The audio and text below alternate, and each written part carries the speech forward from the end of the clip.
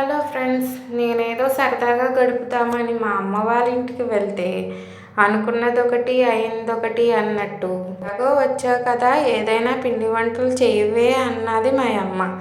సర్లే, అమ్మ అడిగింది కాదనలేక ఎలాగో వండిన తర్వాత సగం మనమే కదా పట్టుకుని వెళ్ళేది అని వండటానికి ప్రిపేర్ అయిపోయానండి. ఏం వండాలి అని కాసేపు ఆలోచించి సులువుగా అయిపోయే గులాబీ పువ్వులు వండుదామని ఫిక్స్ అయ్యానండి. ఇంతకీ ఇవి ఎలా చేయాలో మీకు చెప్పనే లేదు కదా.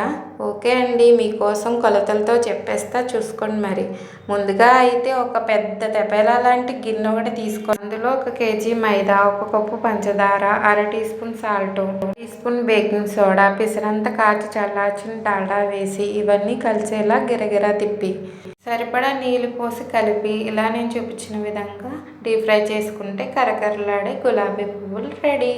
అంతే అండి.